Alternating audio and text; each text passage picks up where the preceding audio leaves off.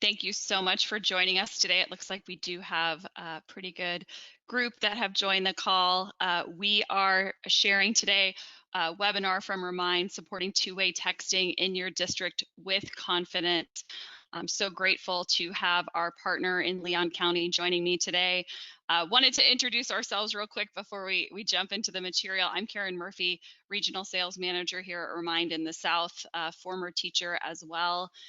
Bill Nimmons joins me. He's our Executive Director for Technology and Information Systems in Leon County Schools. Bill, thank you so much for taking the time to be with us. I know this is a busy time of year.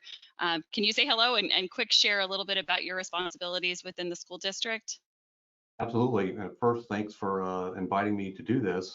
I'm very excited to talk to you all today. I'm towards the end of my career now, but I've spent 26 years here at Leon County Schools. What a wonderful place to work in education. And prior to that, I was 14 years in the Air Force. So I'm looking forward to talking to you about the process I went through to talk about texting and how to capture that from a public records perspective. Well, thank you for your service then, and thank you for your service to the EdTech community today in this conversation. We certainly appreciate, again, you taking the time. Before we jump off, just a couple of quick logistics. We anticipate that you may have some questions for Bill as we're having this conversation. Feel free to write those questions in the chat. We will have a Q&A at the end of the session, and we'll try to get to as many of those questions as we can. If not, we can certainly follow up with you afterwards.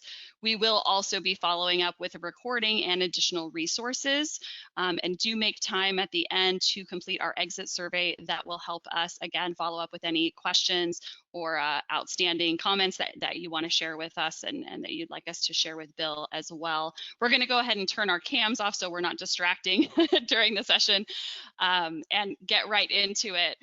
Our agenda today, we'd like to talk about a problem that we're hearing about a little bit more as we're having conversations with districts across the country. We know in our personal lives, if we want to efficiently communicate with our families, with our friends, with our colleagues, we most often are communicating over text. And so not surprisingly, text has become a powerful way for educators and school communities to communicate as well. We brought Bill in today because I think he got a little bit ahead of this challenge that many other districts, especially given the impact of the pandemic on 2020, got a little bit ahead of something that other districts are suddenly finding themselves faced with, how to develop a clear communication strategy. So he's going to share with us what was done in Leon County Schools to create that communication policy. We'll take a look at what some of the impact is for having two-way communication accessible to all stakeholders within the district. And then again, we'll also share some resources that may be helpful if you are also considering a communication policy that includes texting. So real quick, Bill, would you like to share with us a little bit? I think most of us remember studying, the state capitals, and we know that Tallahassee is the capital of Florida. But can you share a little bit about Leon County Schools and how it's situated? Well, absolutely. Actually, I call Tallahassee the jewel of Florida.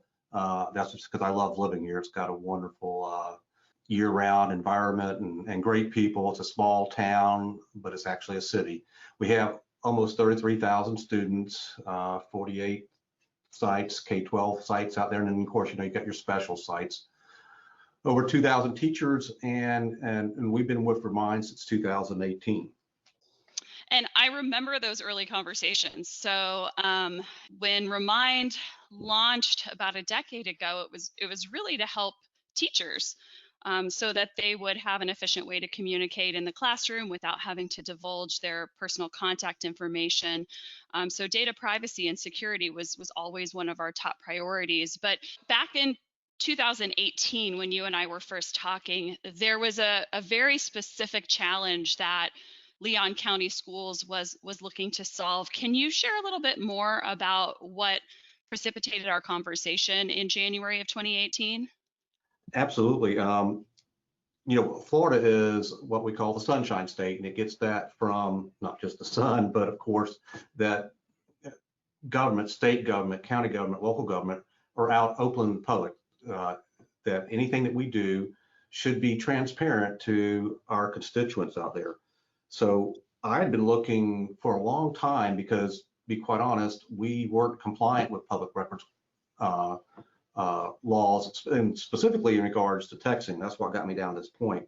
But I was looking for years for a solution and simply couldn't find one that would either work technically or one that we could afford. And so there's a lot of things that go into it. Some products work well with certain kind of systems, and other products that work well with things like iPhones, which we know that's a major player out there in the cell phone world. Another problem, of course, being a poor K-12 district, which we all are, that pricing was extremely expensive for some of these systems that were being used by county governments and city governments. A lot of times in the city and county governments, they can afford to issue their staff cell phones, but with over 2,000 teachers, there's no way, I don't think, that a district has the ability to issue every teacher a cell phone so they can communicate with parents. That's just not going to happen. So my plan was, how can I find something that will meet our needs from a technology perspective that was acceptable and make sure that it was also affordable?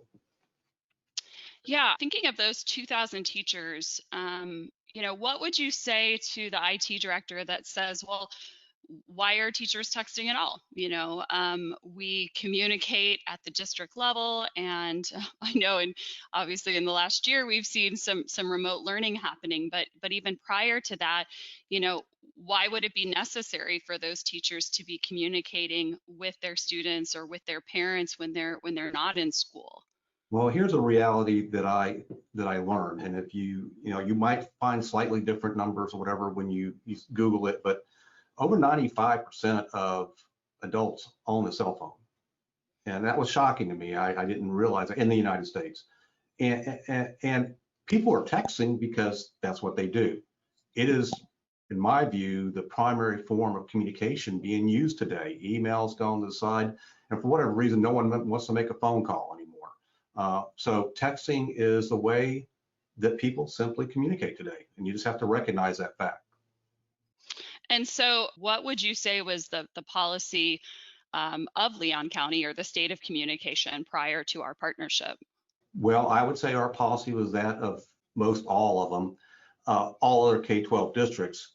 We took different views, right? So as I talked to other K-12 CIOs across the state of Florida, what I found is this. Some took the stance, we don't text. And don't dare you tell me that we do. But the reality is, we know that people text. It is going on. You can choose to ignore it if you want, but the fact of the matter, it's occurring. And in my mind, no one can say that's not happening. Everybody has a cell phone. They use it every day. The other thing is, another approach that some districts were taking was prohibiting texting, but ignoring the reality that people really are texting. You can come up and put in your policy, texting is not allowed in the district. The fact of the matter is, texting's happening whether you allow it or not. And so that's sort of key. You have to understand. And in the state of Florida with public records law, if they create a business text, it has to be captured, whether they said they did it or not. And so that's important. And then what most districts are doing, and I think still occurs quite a bit, is just ignoring the problem until it becomes a problem. So, Bill, thinking about in January 2018 when you and I met, obviously texting among your teachers wasn't totally new and something that you were unaware of, but there was a situation that really led to an urgency around this topic. Can you share a little bit about what was happening in Leon County at that time? Absolutely. As you said, Tallahassee is the capital of Florida. The last thing I want to happen is something that I do shows up in the paper because it's going to go statewide.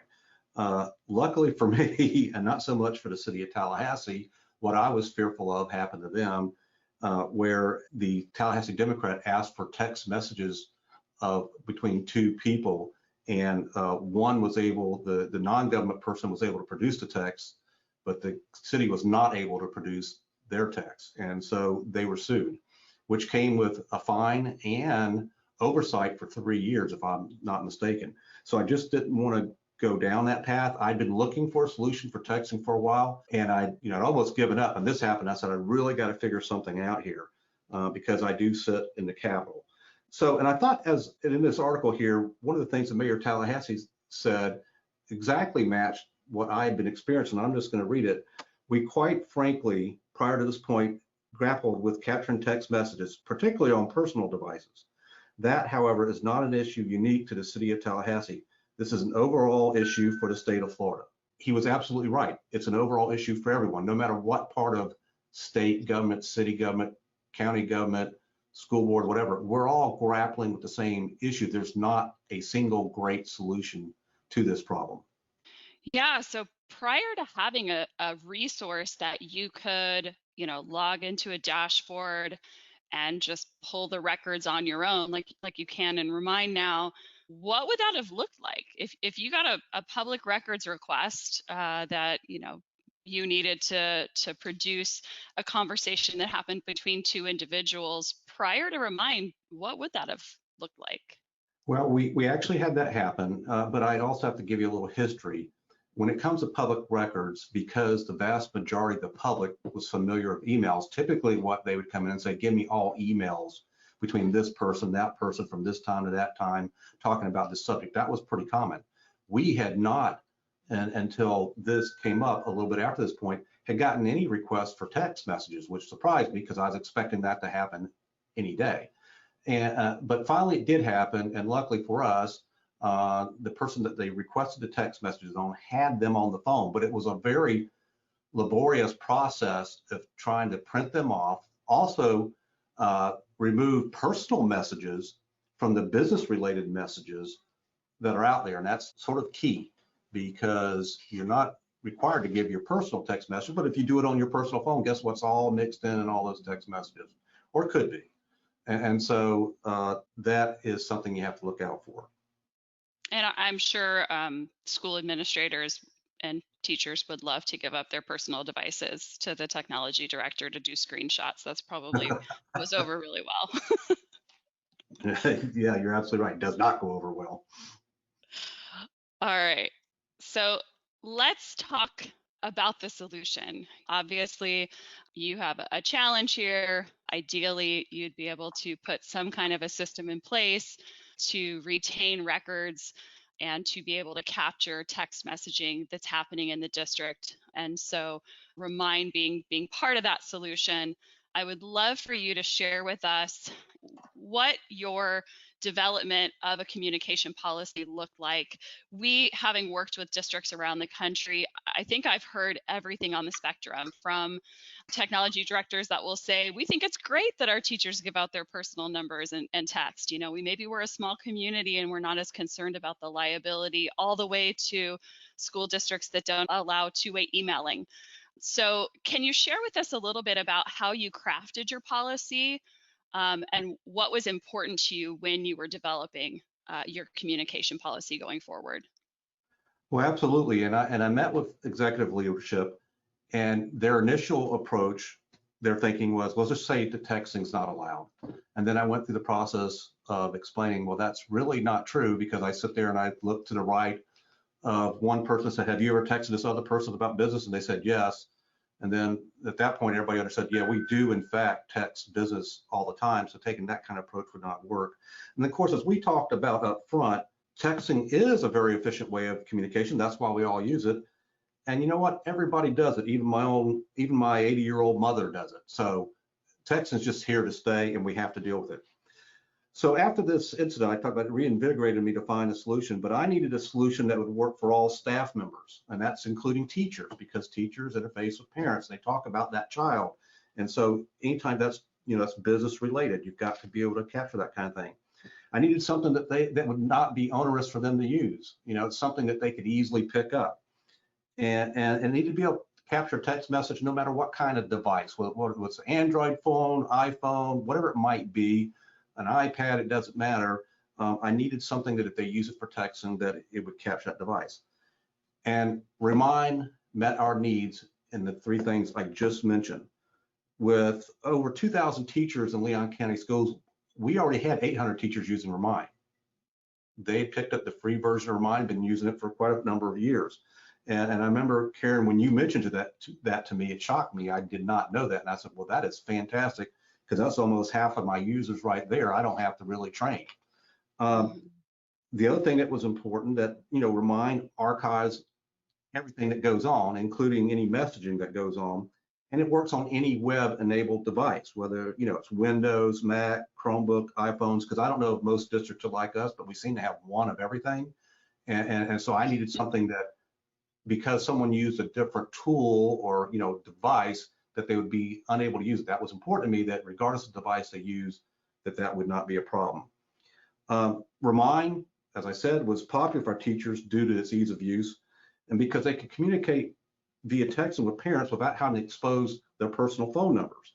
I think that's a really big deal. And maybe in small communities, it's not everybody knows everybody, but when you get in the medium to large districts, with 33,000 students and half of that, 15 to 18,000 parents, that's not something you don't want to get called all days and times of the night when you've got all these students that you deal with. And I think what also with Remind, it makes it easy for teachers to understand, is it has a class view. It's thinking about, as a teacher sitting in the classroom, here's her class, here are her students, and that just makes sense to teachers. So it's easy for them to adopt if they're not familiar with it. But also important for me is I need a policy in place that clearly outline each employee's expectations on how texting will work in the district. A major roadblock when you're going down this path deals with personal phones. You're not going to tell a teacher that, hey, to do texting, you got to load this device on that phone. Teachers don't like being told things like that, I don't think. So I had to have a solution that somehow I could work around that issue, when it dealt with personal cell phones, because like I said at the beginning, I don't know of any districts that, provide cell phones for the teachers. I'm guessing there's none out there. So for this to work, they've got to be willing to use it on their personal cell phone or use some other device that the district would provide, but we don't provide phones. So your policy has to work around this issue. What I developed here is what works for me. I'm thinking it would probably work for others, but that may depend upon the environment that others work in. But our policy is pretty specific. What we did is we said, here are the following district approved apps for conducting business in Leon County schools. Okay, so that's the first thing we did. So for example, district approved apps would be Remind, of course it had to be in there. Edmodo, Focus is our SIS, our student information system. Canvas, which a lot of you are familiar with, and Office 365. There are other apps that are on that, but these are the major ones that we say as a teacher that you use to conduct your business in the district. Okay, so that was the first thing. Here are our district apps that you must use for business communication. Regardless of the device being used, whether the district provides it or it's personal, the communication must be captured and retained for compliance with public records law. If a staff was unwilling to load the district app on their personal device, then our policy says you cannot conduct official business on that device. So you got a choice. You can either load the app and conduct your business, or you cannot conduct your business using your personal device. And we back that up with disciplinary actions that could be taken if, in fact, you did not use Remind and use something on your personal device and something happens, then you've been told that that's not legal for Leon County schools. And to enforce this, we require an annual training that they review this issue and that we make it clear what the district provided apps are and that you must use Remind to do that. And if they don't, there can be disciplinary action. So that was the only way I could think of doing it, and that's the approach we took. And can you share real quick what other stakeholders in the district were involved in either developing or signing off on this policy to help create that high level of compliance and understanding?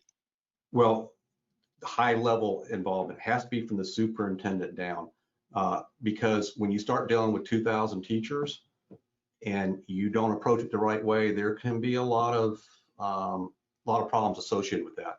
So you have to what I started with was the idea, the concept with district leadership, convince them, number one, that we must not, I didn't have to convince them that we must comply with public records law, but that we were sitting open because at that point in time, we weren't capturing texting going on. And they knew that. So we all were sitting there trying to figure out how we can do this. And this is the plan I presented, started with them, and we went through it and they said, okay, that makes sense. Then we, on a monthly basis, district leadership meets with principals. We talk to them. We met with the union leaders, and in Tallahassee, we have a teachers union, another union as well. And so we had to communicate, and we also, met with our district advisory council and things like that. So it was a complete and total communication, and it has to be for something that can be controversial when you start talking about people's personal phones and things like that. But it actually went a lot smoother than I expected. I thought I'd get a lot more feedback. But when the law says you must do, and you're not doing it, how are you going to do it and not cost yourself a ton of money or a lot of problems in the process? Yeah, and I want to reiterate a point that you made that I think is really prescient. We do hear and we do understand that often we can't force teachers to use their own device to communicate. I'm often surprised at the variety of ways that teachers use Remind. Some of them are downloading the app and messaging from the bus or from their homes or wherever they happen to be, the ball field, and others that you might think have it on their phone are really just communicating from their work computer. So one of the benefits is providing that flexibility of use so that teachers who want to have the mobile experience, want to be able to message stakeholders on the go, but there's no mandate that says they have to in order to use the tool. And I think that's really powerful in both enabling our stakeholders to have that communication without requiring, to your point, someone to buy another device or to in any way give up their privacy in order to do so. Absolutely, I agree with you there, Karen, because what I see occurring today with our busy lives, all the demands that are placed on teachers, it's overwhelming. What they ask for most is flexibility and the ability to do their job. And Remind gave them that flexibility because it didn't limit them to having to be at work. It didn't limit them to being on a desktop. It didn't limit them to a phone. It allowed them to use whatever was available wherever they happened to be at whatever time they were trying to do it. So that is a great thing about Remind. Agreed. I did want to highlight something that Leon County took advantage of. And again, you're certainly not the only district to roll Remind out this way, but thinking about your original purpose in adopting Remind, being able to capture those essential records. Of course, the obvious application for Remind is for our teachers who are communicating with their classes and those parents. But there's also those internal communications that are happening. So can you share a little bit about how your team and other departments internally have utilized Remind in compliance with your district policy? Yes, and it's interesting because when I started looking at this, I was actually not looking from a teacher perspective. Most of public records requests relate to a principal saying something to leadership, or finance saying something to another department. And so most of the time, public records requests deal at the executive level of a school district and really doesn't that frequently deal with a teacher. So that was where I was coming from. And so this picture here, and this is one of the toughest things for us at the beginning. And if I had to do this all over again, I wouldn't be the first because it took us a long time to think through how do I capture not only the text teachers are doing, because the system's set up to do that naturally, but how do I capture the text of the district leadership? And that's the ones most likely that will get the request for a public records request on. And the challenge is that Remind has a teacher focus, a classroom focus. So how do we then make that work in Leon County Schools, the district departments? And so that's why you see this slide here, is that we treated district departments, for example, you see Bill on there, that's me, I'm the teacher of the TIS classroom. And then the TIS classroom are made of Laquita, Brian, and all my staff, just a few names here, but that's how we did it. And so we had to think that way. And it took us a while to figure out how to make this work. But after we did, it was actually pretty simple. You just look at it as a department, as a classroom, and all the staff are all the students in that classroom. And that allowed it to work for us. We appreciate you being one of those early groundbreakers, because it's certainly a model that we've emulated elsewhere for the same purposes. How heavy was the lift? Obviously, there were some new features and benefits to having Remind. We've talked a lot about your ability to pull those records on demand by user. We set up some sync. Focus is your SIS, so you have a nightly sync that updates rosters. But how heavy was the lift for your team rolling out Remind, maybe compared to other technologies that you've rolled out? It wasn't the simplest thing we've ever done. It wasn't the hardest thing we've ever done. It was more just conceptualizing, okay, what data we need. And once we got that down, then the actual syncing was not a big deal. And what's important to me here, though, but here in Florida, and I'm a medium-sized district in Florida, and we also have a lot of change, meaning transfers, students moving from one school to the next. That occurs a lot in a district this size. So the thought that you can do that manually just doesn't work when you get to a certain size. So you need to be able, what I call rostering, loading the students' rosters, the students and who the teachers are for those students into the system. And so you need some way to do that that's not manual. And what's nice about Remind is it offers 3 different ways to do that. One is through the use of CSV files, which is okay. You can do it that way. That used to be a way that a lot of vendors that we used out there would want us to roster, but we started telling vendors, look, that's way too much work because each of you asked for a different format. We roster at the beginning of the school year over 30 different apps. And if a app changed its format for a file that we were loading to them, we had to manually do that. And so in Florida, we noticed real quick when I talked to other K-12 CIOs, this was driving us nuts at the beginning of the school year. We could be delayed trying to get a book, an electronic textbook in kids' hands because they did not follow some standard. So following a standard became very important to us. And this is one of the nice things about Remind. They recognize this issue as well, is that Remind complies with a one roster, which is an open standard, which is my preference to use, or the Clever system. So they do either. So if you can use Clever or one roster, it makes rostering very easy in Remind.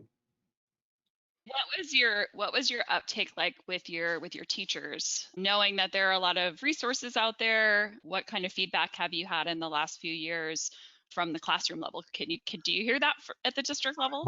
Well, for them, before we went to the enterprise version of Remind, they were doing the free version, and they were having to manually put their students in at the beginning of the school year for each class. And then if something changed, they had to manually make those changes.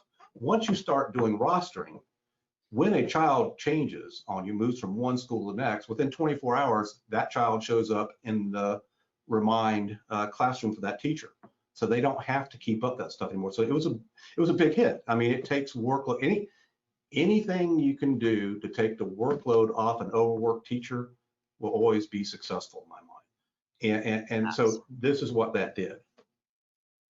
Absolutely. And I would extend that to families as well. I think we saw in 2020 the equity issues, some of which was related to connectivity and, do we have devices and connectivity to download and use the technology that we need for school? But also when we think about families having to opt in to use anything, anytime we're asking a family to take action, and again, kind of like you're working through 30 different apps at the district level, the family, as a mom myself, I can attest to the inch of paperwork we get at the beginning of the year. It's pretty easy to miss something. And so we also have some equity issues that come up where, some families are getting a lot of communication, but others might not be if they're not being rostered in. and those messages aren't coming out to their devices automatically. If it's something that they have to, choose to do in order to trigger that message, we know that that is, be it a small barrier, it is still a barrier to reaching all our families equitably. Absolutely. So thinking about communication now and where it's come in the last couple of years, we've got some stats to look at, but I'm curious what you feel like has changed and evolved, and what the role of two-way communication has been for you over the last 12 months in particular. Well, it's been absolutely critical to us. We live in Florida here. Hurricanes are a common feature of living in Florida, especially if you live anywhere near the coast, and we're about 60 miles from it. So, it's interesting the kind of ways you use a product that you hadn't thought about before. For example, when I was in the military, we'd have call trees. So if you were being deployed, you had to call everybody, and it never failed, you wouldn't reach everybody, right? But with the hurricanes, I created my own, I already had my class, right, of TIS. My students were my employees. So when I said, we're closed tomorrow, when you find out it's 7 p.m. at night that school's not going to open the next morning, not everybody watches the news sometimes. So it was a way for me to quickly communicate with them. And with the start of the pandemic, and I think on the next slide is where we'll see that, this was very interesting to me when I started looking at the stats, and it sort of followed up what we would expect. If you look here on this slide, in January, it was down here, but then you look at March, it was March 16th, I think, for us when we were told to stay home. Mm-hmm. And so that meant not only us, but students and parents, nobody knew what was going on. So obviously the communications increased significantly, and Remind was a major part of that communication with our parents, besides, of course, TV and radio and things like that. But you can see, and then this whole bump here in April, from March to June was, we were trying, and some districts may be more lucky than me, but we were not one-to-one.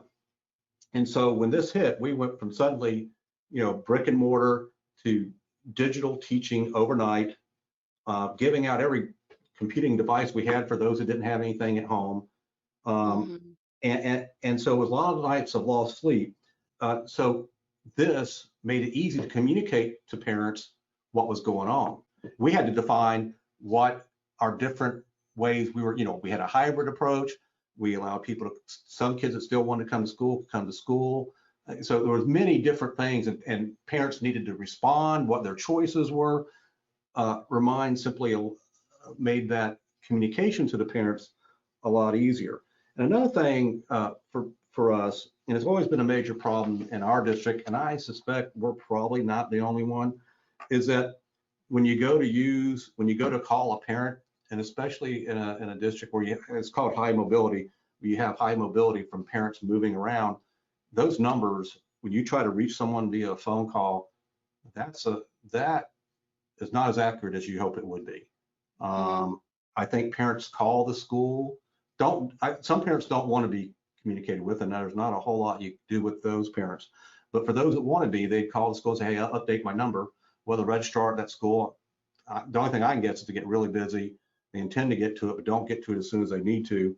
And so having an incorrect contact number is fairly common.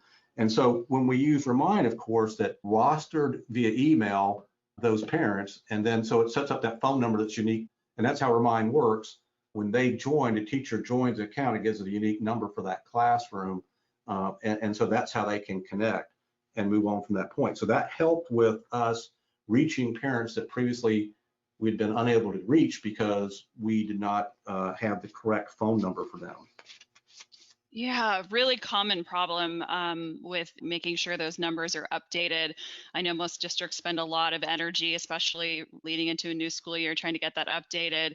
But as a parent, I also know, I'm more likely to have regular communication with coaches or certain teachers. And so sometimes teachers are the first to acquire those numbers from parents if they have signed into their new Remind class in the fall. And so while we encourage families to obviously update their information with the SIS, it's nice to know that there have been times where they're getting messages on Remind to a number that might not even live in focus, just simply because those Mhm. families opted into a class there before they got that information updated with the school district.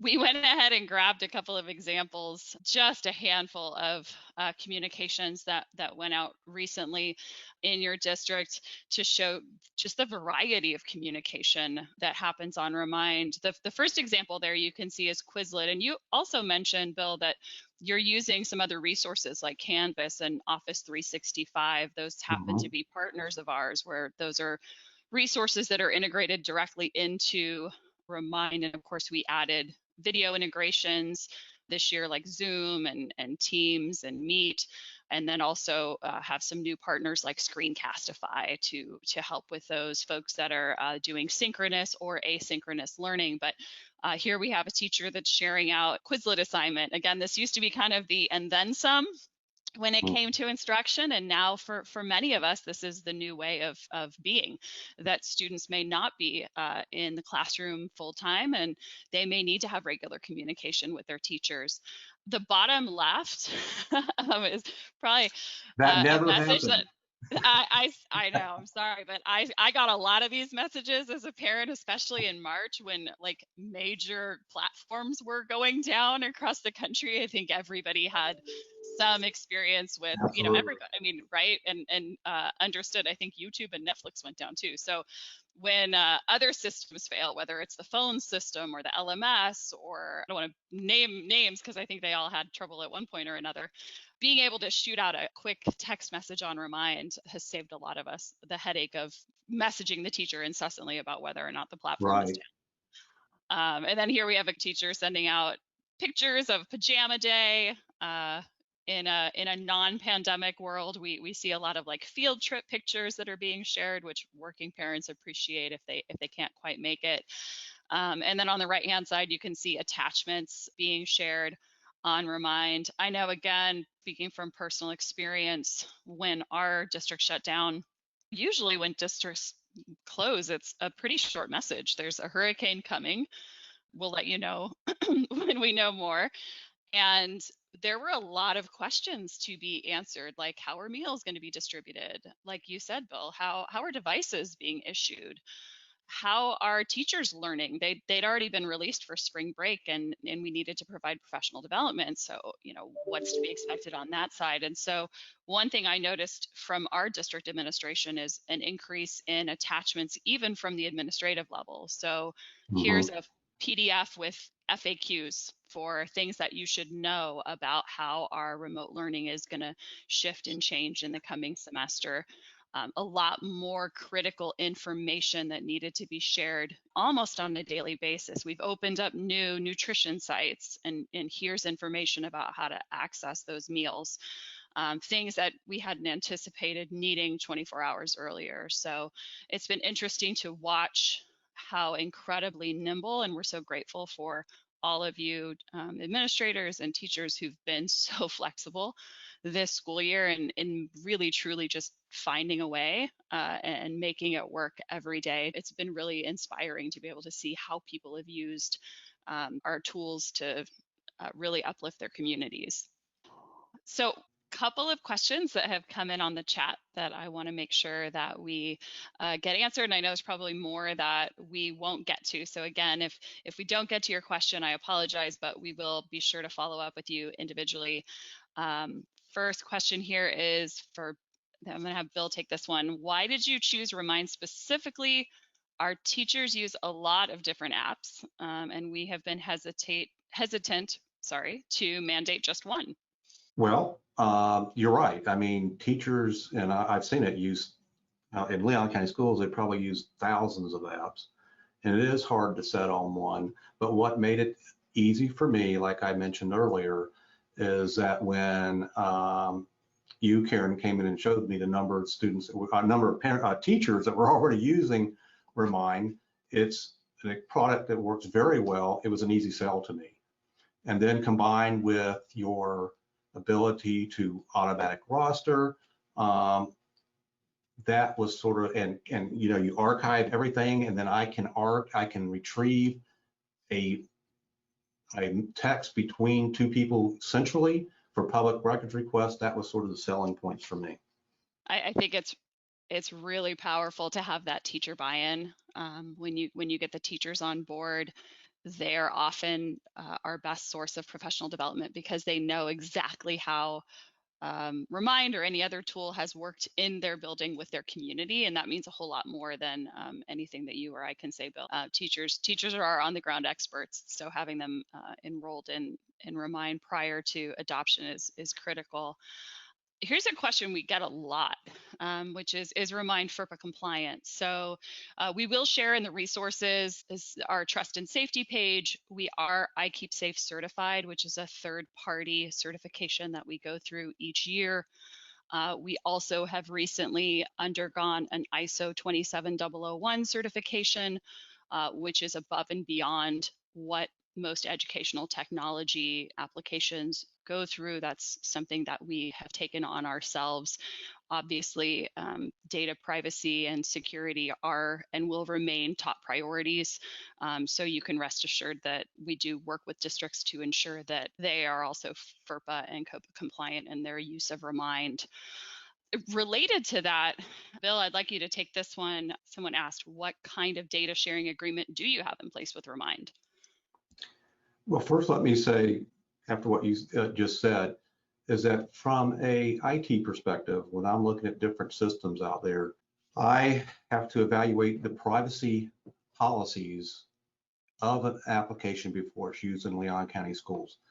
The key things I'm always looking for are FERPA, COPA, all those federally mandated or federally provided kind of standards and ways of doing things are important to me. When a vendor doesn't come out front and tell you that, then you have to do a lot of extra work. Thank you as a vendor that makes right up front says these are the things, and it gives a sense of comfort knowing that privacy and control of our confidential data is just as important to you than it is to us. And so that's a big deal to me as an IT director. We do also, in any vendor that we work with, where we're sharing our confidential student data or our confidential employee data, we do require that they sign our, whoever we deal with signs our data security agreement, which outlines how they must protect our data, what happens when the relationship ends with our data, what happens when a data breach occurs, things like that. And so I think that's very important. And that's just a requirement for us whenever we buy a product today. Absolutely. Good. Well, we'll bring this full circle. We're trying to keep you out of the paper, unless it's on the feature page. Yes. One more question that I had, and then we're going to wrap up. Someone was asking how they can find out how many teachers in their district are on Remind. And we do have that information. So many know that we do have a free teacher version of Remind. You likely have teachers in your district, if you're listening in, that are already communicating on our platform, and we are able to roll that data up. So be sure to ask in the comments as you fill out the exit survey if that's something that you'd like to have access to. We can definitely share some of that information with you. In the case of time management, I will jump forward. Leon County Schools Bill has been very generous in sharing some of the resources that the district has put in place. They have a website specifically designed for their Remind rollout, and then also policies and procedures. Bill, do you want to speak to any of these specifically? We'll definitely distribute this to attendees after the fact so that you can click on and view these resources on your own. Yes, I would. One of the things I learned a long time ago is that in education, we use the word share a lot. And coming out of the Air Force environment, I'm like, what in the heck is this word share? But it's very important. What it means is that, why do I need to reinvent the wheel if someone's already tackled this problem and I can just simply take what they've done and modify it for my district? So I'm a big believer in sharing. I get more than I share, but that's the beauty of working K-12. We all like to help each other out. And so if anything I can do to help you out, I'm here to do that. Like Karen said, the first link there is to our Remind website, where you'll find training videos, communications, all the kind of anything that how we rolled out Remind. And then the policies, procedures listed there are the ones specifically that work around, how we set it up for making it a requirement if they're going to text official business, they have to use Remind. And we do have one more page of resources that you provided, the training resources that you used in the rollout, and then also your policy around message history. So these are more training. This is actual training that we put out to our district. And so you can just see the kind of things that we covered: how to roll it out, train the trainer, training our principals and assistant principals on how to use it, training people how to merge classes, things like that, or merge accounts, I'm sorry. And so just all the things we ran across, and hopefully with that, it'll give another district a real good idea of where they need to get started and what's important.